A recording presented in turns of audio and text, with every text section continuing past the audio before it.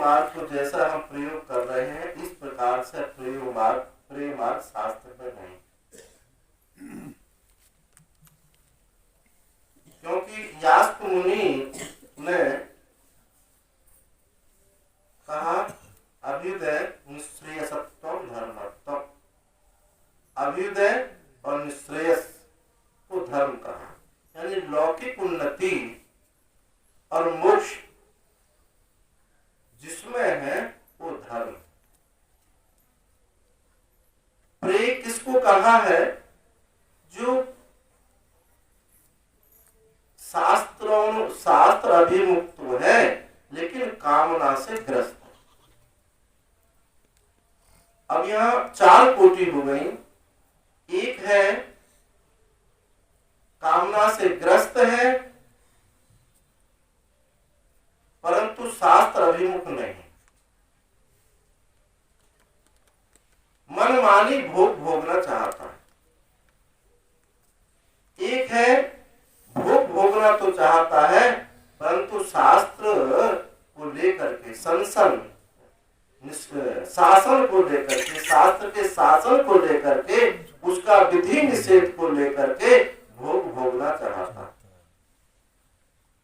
और एक केवल मोक्ष ही चाहता है, और एक में भोग भी है और मोक्ष भी। तो 4 कोटि इन चीजों से निकलती है। केवल हम इंद्रियों के भोग को ही प्रिय नहीं कहते, वो तो पामरों का मार्ग है। उनको तो पामर पुरुष कहते हैं कि केवल भोग भोगते हैं, मनोमुखी भोग भोगते हैं, शास्त्र और महापुरुषों का उसमें कोई सानिध्यता ना हो, वो पामर है। जो शास्त्र संस्कार से युक्त है परंतु कामना ग्रस्त है, उनके लिए ये प्रेम है। जितने भी वेद में सकाम कर्म कहे गए ये सब क्या है? प्रेम है। और इन तो प्रश्न ये उठता है कि यदि ये वेद में सकाम कर्म कहे गए तो मोक्ष में इनका पर्यवसान नहीं हो सकता। पर ये सकाम कर्म किसके लिए कहे गए, इस बात को हमको विचार करना है। वेद में ऐसे ऐसे यागों का वर्णन है कि आप को सुनने में आश्चर्य लगे। जितना मारण है, उच्चाटन है, अभिचार, ये सब क्या है? वेद में ही तो है।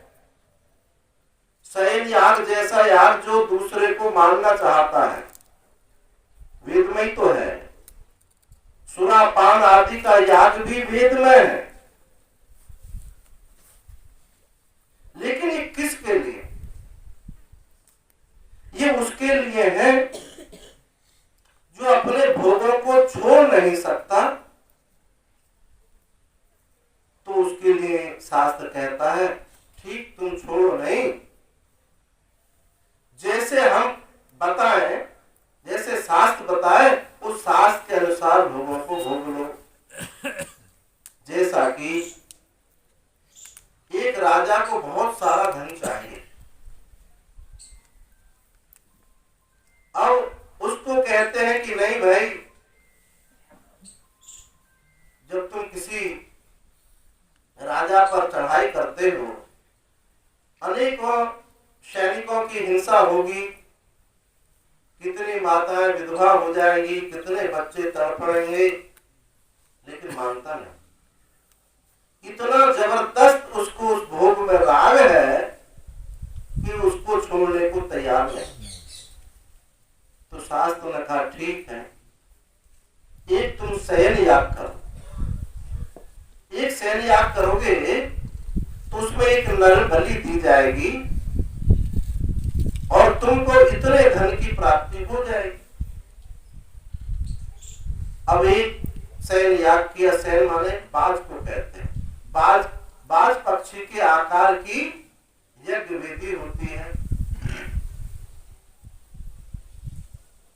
तो जब वो यज्ञ करेगा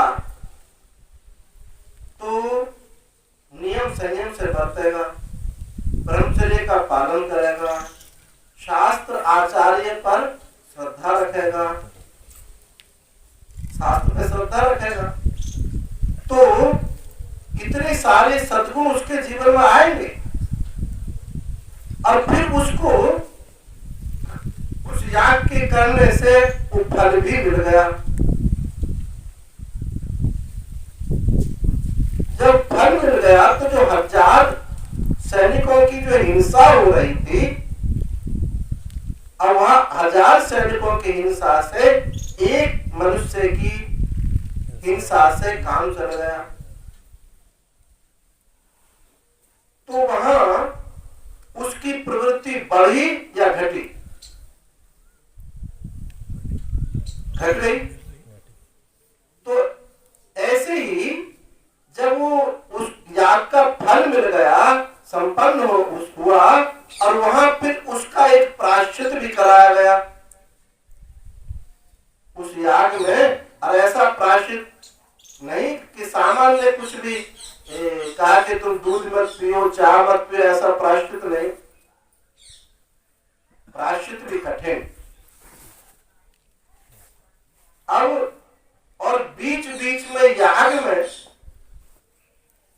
ये विधि होती है, शयन याग हो या बड़े बड़े जो याग होते हैं कि उनमें यजमान को लेकर के ऋत्विक लोग बैठ करके बीच बीच में पुराणों की कथा सुनाते हैं कि वैवस्वत मनमंत्र में एक राजा हुए थे, ऐसे छोटी छोटी कथाएं उसमें सुनाई जाती। और उस कथा में यही बताया जाता था, उस कथा में यही बताया गया कि परमात्मा ही परमात्मा है, संसार कल्पित है, ये जो प्रेय है ये मिथ्या है, ये रहने वाला नहीं है। उन कथाओं में बीच बीच में यही बात सुनाई जाती है। जब शांत अंतःकरण होता और उस कथा को सुनता था, प्रायश्चित और जो उसका कर लेता था, तो जो भोग की तीव्र वासना होती थी वो धीरे धीरे खत्म हो जाती थी। ये है प्रेम मार्ग। इसलिए जैसे कि और समझे कहा जाए कि कोई आदमी शराब पीता हो, कहा कि तुम भाई शराब मत पियो, तो मानता नहीं है। ठीक है भाई, तुम एक दिन होली के दिन तुम शराब पी लिया करो, ठीक है जी। अब वो जो है वर्ष में एक दिन शराब पिया उसने, तो 364 दिन उसके बिना शराब के चलेंगे। तो ये इस मार्ग को कहते हैं प्रेम।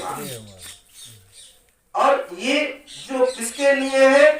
जो अत्यंत राग से ग्रस्त है, भोग से ग्रस्त है, ये उनके लिए है जो उस भोग को भोगे बिना रह नहीं सकते। और जो पामर पुरुष है वो शास्त्र को, आचार्य को मानते नहीं, मन माने भोग करते हैं, उनके लिए तो भाई ये शास्त्र नहीं है। यानी पशुओं के लिए शास्त्र नहीं, ये शास्त्र ये प्रेम मार्गों को तो है, प्रेम मार्गियों को, पर ये पशुओं के लिए नहीं है, पामर पुरुषों के लिए नहीं। अब ये मनुष्य के सामने श्रेयस प्रेयस मनुष्य नेतम तम संपरित विविनक्ति धीरा, श्रुति कहती है कि श्रेय और मार्ग, प्रेम मार्ग दोनों मिले जुले से आते हैं। मनुष्य के सामने ऐसे मिले जुले से आते हैं कि जो प्रेय है वो श्रेय जैसा लगता है। तो जो जैसा जिसका अधिकारी है उसके लिए वहां श्रेय की व्याख्या ऐसी ही की जाएगी। उसको ये नहीं बताया जाएगा कि जो देश काल देश वस्तु के परिच्छेद का जहां अत्यंत अभाव है, जहां सजातीय विजातीय स्वगत भेद नहीं है, अखंड सच्चिदानंद घन ब्रह्म ये श्रेय है, उसको ये नहीं बताया जाता। उसको ये बताया जाता है पामर पुरुष के लिए बताना होगा तो भाई शास्त्र का अनुकरण करो, तो उसके लिए श्रेय क्या होगा? वो शास्त्र अभिमुख हो जाए, यही उसके लिए श्रेय है। और शास्त्र अभिमुख के लिए, शास्त्र अभिमुख है, प्रेम मार्ग पे चल रहा है, उसके लिए बताया जाए कि तुम कर्म तो करो लेकिन निष्काम कर्म करो। तो उस प्रेम मार्ग के लिए श्रेय क्या हो गया? निष्काम कर्म।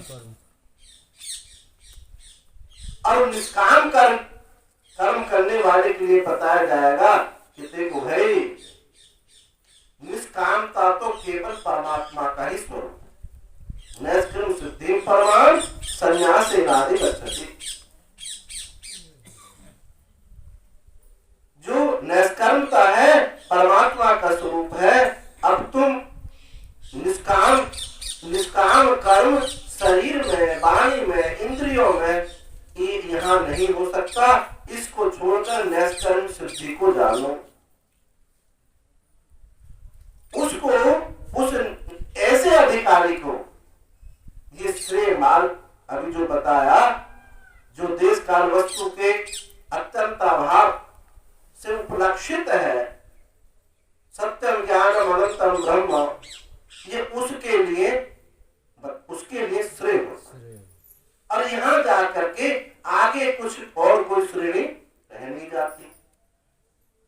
तो श्रेय और प्रेय दोनों मनुष्य के सामने ऐसे मिले जुले से आते हैं कि बुद्धि कहती है, मन संकर विकल्प करता है कि देखो भैया, सेवा करना ही श्रेय है। अच्छी बात है, लेकिन क्या संन्यास का कोई अस्तित्व नहीं है? क्या संन्यास का कोई अस्तित्व नहीं है? संन्यास भी शास्त्र प्रतिपादित है। और वहां संन्यासेनादि गच्छति, संन्यास से ही नैष्कर्म सिद्धि की प्राप्ति होती है। तो जब ये दो चीज मिली जुली सामने आती है, तो शास्त्र कहता है कि जहां जहां तुम इंद्रिय सुख लेना चाहते हो, भले ही शास्त्र अभिमुख लेकर के लेना चाहते हो, वो प्रेय है। यानी यहां तक भी कहता है, यदि आप अनुसंधान में बैठा हुआ हो और उसकी वृत्ति सेवा के लिए प्रवृत्त होती है, तो उसने प्रेम मार्ग का ही वर्ण किया। चाहे तमोगुण हो, रजोगुण हो और सत्व गुण हो। सत्व गुण दैवी संपत्ति है, परंतु उस आत्म अनुसंधान की अपेक्षा तो भी प्रेय ही हो जाए। जैसा कि दृष्टांत आप देखते हैं, अपने आत्मचिंतन में डूबे हुए राजऋषि भरत ने देखा कि एक हिरणी के पीछे शेर भाग रहा है, अपने प्राण रक्षा के लिए नदी में कूद गई और उसका प्रसव हो गया। उस बच्चा की रक्षा करने के लिए स्वयं नदी में कूद कर उसको निकाल लिया और उसकी देखभाल करने लगे। अब उस आत्मानुसंधान की अपेक्षा उनकी जो वृत्ति खुली, सत्व गुण में वृत्ति खुली, ये वहां जो है उस श्रेय मार्ग से उनका च्युत होना ही है, पतन होना ही है। लेकिन जो एक बहिर्मुख आदमी होकर घूम रहा है, उसके लिए ये काम जो है श्रेय हो जाए। तो अधिकारी की भिन्नता से ये श्रेय और प्रेय मार्ग बनते हैं। जहां समस्त मानसिक इंद्रिय भोगों की परिसमाप्ति हो जाती है और एक अखंड सच्चिदानंद घन ब्रह्म की तरह अभिमुख होता है, उसी को हम ज्ञान मार्ग कहते हैं।